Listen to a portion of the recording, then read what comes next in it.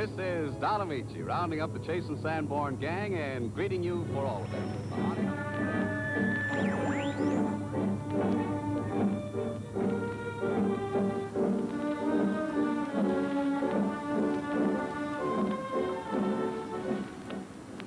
Ladies and gentlemen, we interrupt our program of dance music to bring you a special bulletin from the Intercontinental Radio News. It is reported that at 8:50 p.m., a huge flaming object, believed to be a meteorite, fell on a farm in the neighborhood of Grover's Mill, New Jersey, 22 miles from Trenton. We take you now to Grover's Mill, New Jersey. What I can see of the object itself doesn't look very much like a meteor. At least not the meteors I've seen. It looks more like a huge cylinder. Wait a minute, something's happening. Humped shape is rising out of the pit.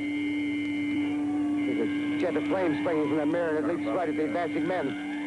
It strikes them head on. Oh, Lord, they're turning into flames. The whole field's caught up by the woods, the cars, the gas tanks for the automobiles, spreading everywhere. It's coming this way now, about 20 yards to my right. Ladies and gentlemen, due to circumstances beyond our control, we are unable to continue the broadcast from Grover's Mill.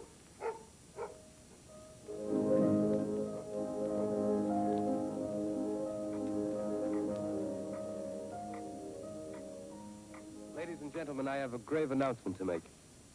Incredible as it may seem, both the observations of science and the evidence of our eyes lead to the inescapable assumption that those strange beings who landed in the Jersey farmlands tonight are the vanguard of an invading army from the planet Mars.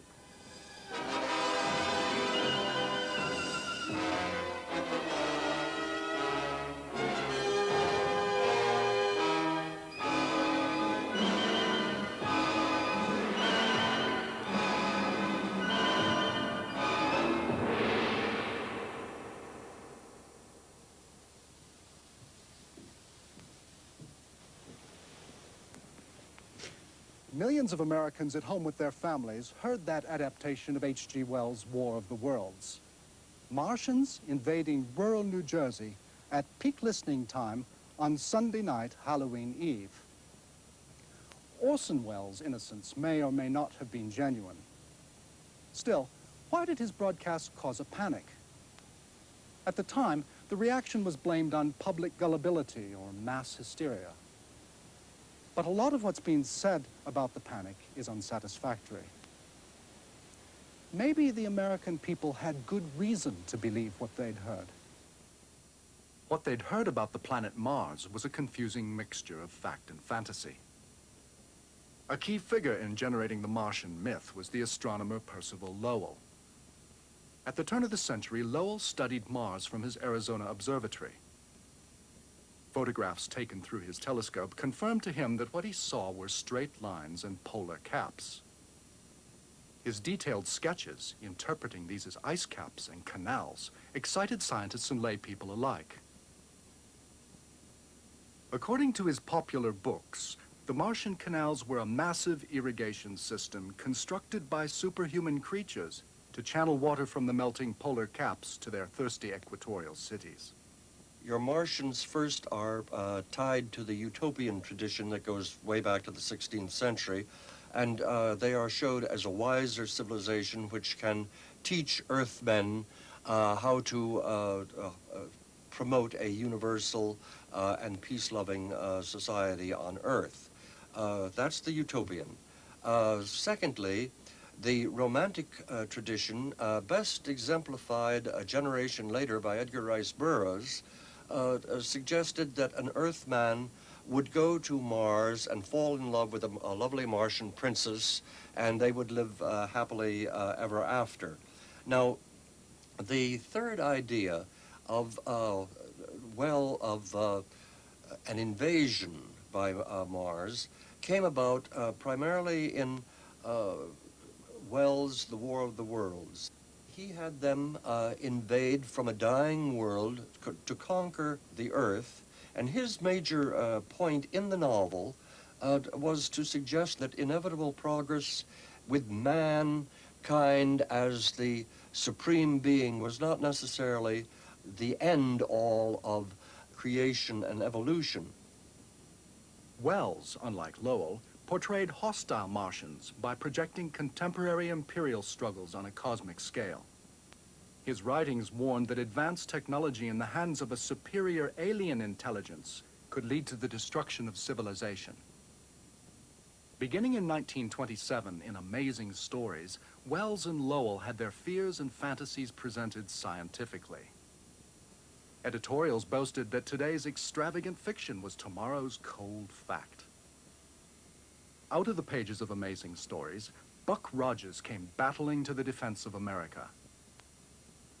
Buck's exploits against interplanetary invaders entertained millions in the first nationally syndicated sci-fi comic strip. It wasn't long before the fantastic foes and forces of pulp science fiction were being portrayed on film. In the 1930s, the motion picture industry invested heavily in special effects. Nothing was spared in making the serial Flash Gordon, which came out in 1936. It was hugely popular, and in mid-1938, a 15-part sequel was released, Flash Gordon's Trip to Mars.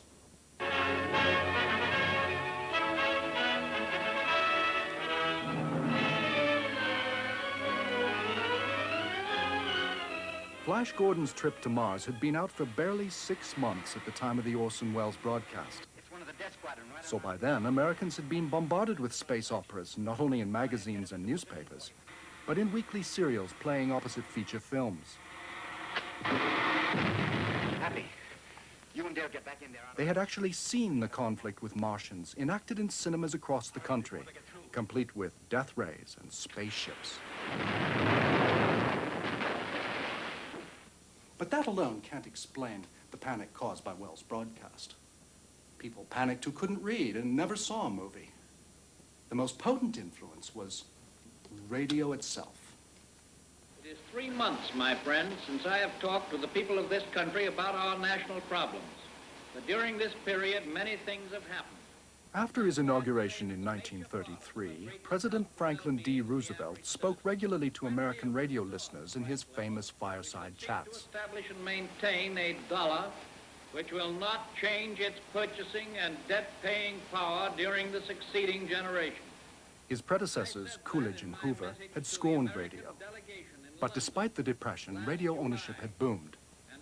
Roosevelt appreciated the value of being heard in the homes of ordinary citizens. Our dollar is now altogether too much influenced by the internal policies of other nations. Other public figures also realized the power of radio propaganda. Louisiana Senator Huey Long was one, a populist demagogue crusading against Roosevelt. Another strident critic was Charles Coughlin, a Catholic priest who bought airtime to sell his National Socialist views.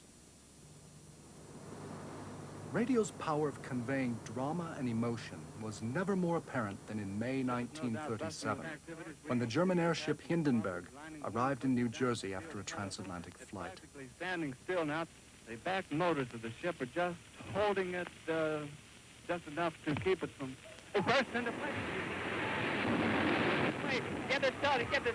It's fighting, and it's crashing terrible. And it's falling on the mooring fast and all the folks between us. This is terrible. This is one of the worst catastrophes in the world.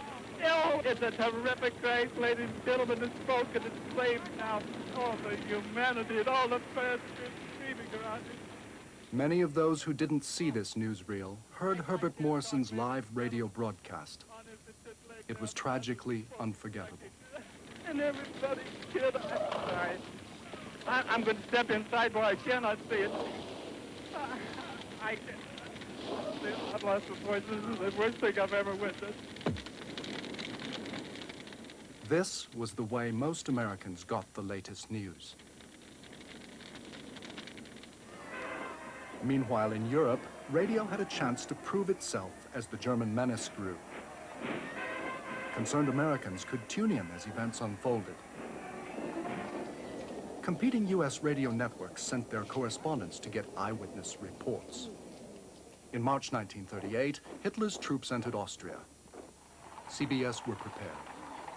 They had access to powerful shortwave transmitters, and one of their reporters was on the spot for the invasion. This is Edward Morrow speaking from Vienna. It's now nearly 2:30 in the morning, and Herr Hitler has not yet arrived. No one seems to know just when he will get here, but most people expect him sometime after 10 o'clock tomorrow morning. It's of course obvious... Murrow's eyewitness report transported American audiences thousands of miles in an instant. The world seems smaller. This sort of horrifying event was described by Edward R. Murrow, who was able to get to Vienna before the troops, and he described them, and he had arranged for this occasion the use of shortwave relays. So that's for the first time. They had a broadcast in which they called in correspondents. They said, we take you now to Berlin to get the reaction from there. We take you to Schreier in Berlin. We take you to so-and-so and so-and-so. We take you to so-and-so for a reaction from London. So you had this so-called World News Roundup, which was created on that occasion, 1938, by Edward R. Murrow. Soon after the march into Austria, Hitler turned his attentions to the Sudetenland in Czechoslovakia. By September, tensions were at a peak. American listeners heard about this crisis from another CBS commentator. This period was dominated by somebody called H.V. Kaltenborn, who stayed on duty for 18 days, sleeping on a cot in the studio. People would wake him up and say, there's another crisis, Hans, and he would get up and he'd look at the bulletin that had come in, and he would immediately be able to comment on it.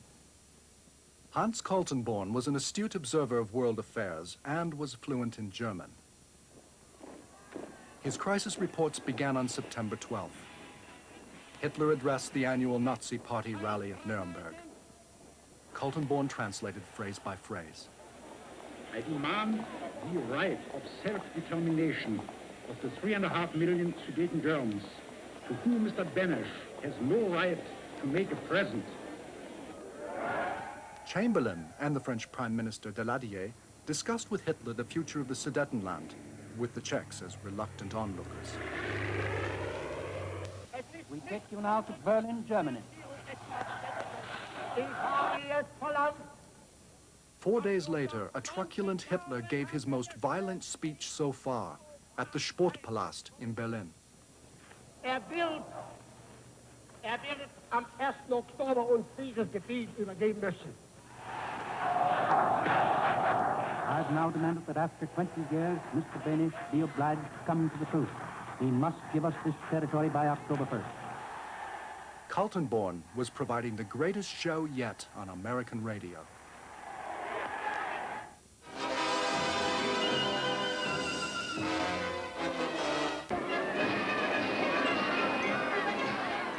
On September 29th, at a third conference in Munich, the British and French signed a peace treaty with Hitler, averting war in Europe at the Czechs' expense.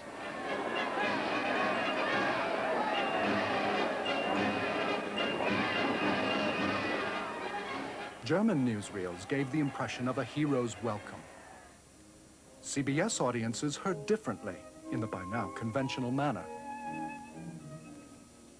We interrupt this program in the Berkshire Music Festival to bring you a transatlantic two-way conversation between Prague, Czechoslovakia, and New York. Evidently, the people are protesting. The people are protesting. Yes. And how is that protest manifesting itself? There are demonstrations in the streets. Demonstrations in the streets. I can tell you just the slogans which the crowds are shouting. Yes?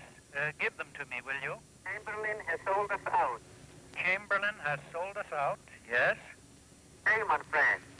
Shame on France. Ladies and gentlemen, we return you now to the Berkshire Music Festival.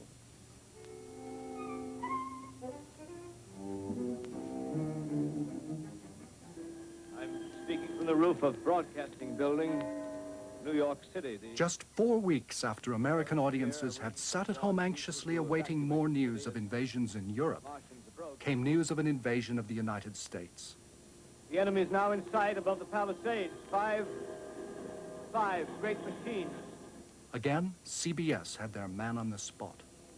Now they're lifting their metal hands. This is the end now. Smoke comes out, black smoke drifting over the city. Using gas attacks and other imagery of European war, Orson Welles' Mercury Theater production played on the endemic fears of ordinary Americans. 100 yards away. It's 50 feet. About 10 or 15 minutes into the broadcast, and the phone started ringing, and I began to get hysterical calls saying, you know, where are the invaders and what's happening? And I said, come on, this is just Orson Welles' Mercury Theater, because I had the program on the monitor. And I said, it's just a regular show, take it easy, it's just a regular Mercury Theater, it's the War of the Worlds, and don't panic, there are no invaders. As we were continuing with the script in front of us, we saw that in the control room there were a great many policemen, and every moment more. Now, later we found out that the police were as confused as we were because there wasn't anything they could arrest us for, but there they were, looking fierce, and a lot of people talking to other people in dumb show, and a very tense atmosphere was generated in the studio. We thought, well, something's gone wrong. Some few people have complained and have swallowed what we're telling them about the Martians having come to the world. But we didn't know that it wasn't a few people. It was, in fact, nationwide. The Haidt family from Brooklyn, New York, were listening to the broadcast that night. Two of the daughters still have vivid memories of the events that followed. Yeah. And although I was only 12 at the time, I was distressed that they changed it to music. And then all of a sudden, wait, you gotta listen to this. And then they broke into the music with a news flash. And then my eyes started to pop out. And I got scared. And then I don't think we even made it half. We had to stay tuned to it, you see, because it was all these vital information that came through on each news break there that we didn't want to miss anything that we should miss. You know, people said, why didn't you change the station? But we didn't know. My father said, leave it alone. We must listen to what we must do. You know, we had to have all They were real cool. And I did try courageous. to call the station up to see what it was all about, but I couldn't get through. I fiddled with the dial, and I got some classical music that I enjoyed, so I turned it on loud as I wished, went into the bathroom, was washing my hair. And the program was interrupted, and I thought, well, what's going on? It irritated me.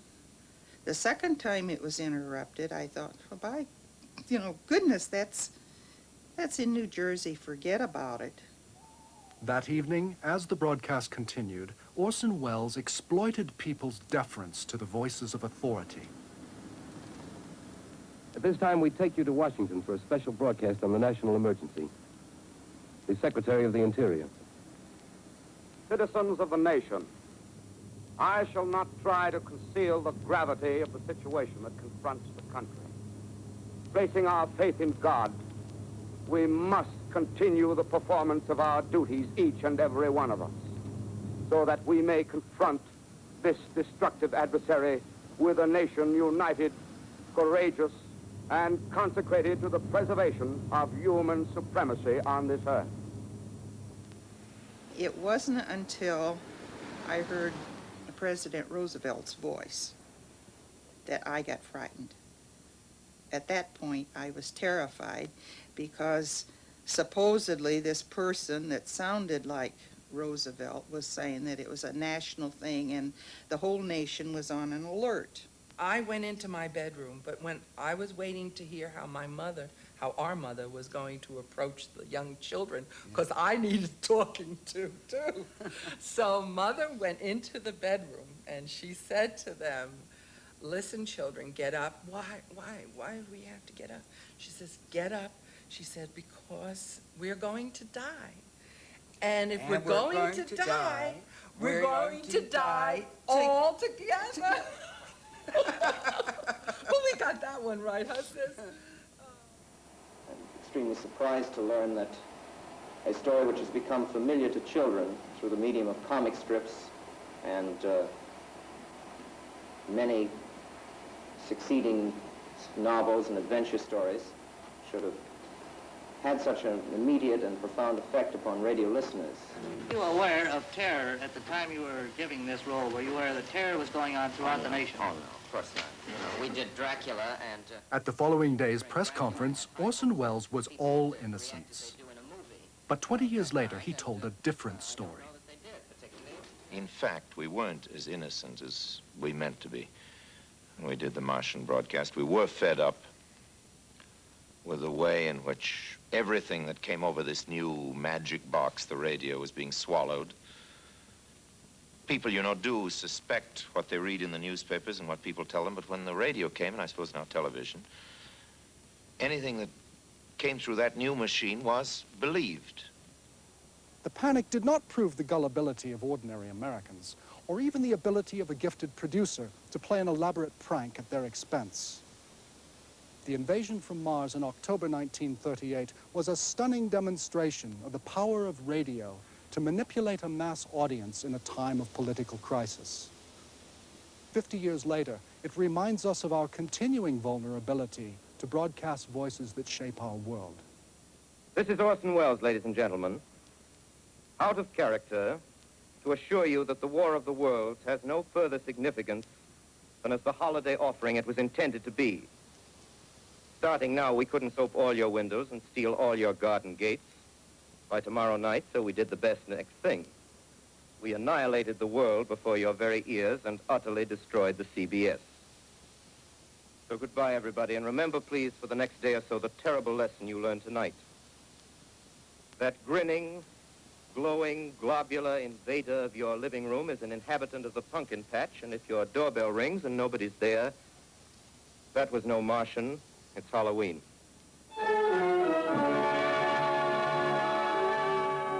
Tonight, the Columbia Broadcasting System and its affiliated stations coast to coast has brought you The War of the World by H.G. Wells, the 17th in its weekly series of dramatic broadcasts featuring Orson Welles and the Mercury Theater on the air.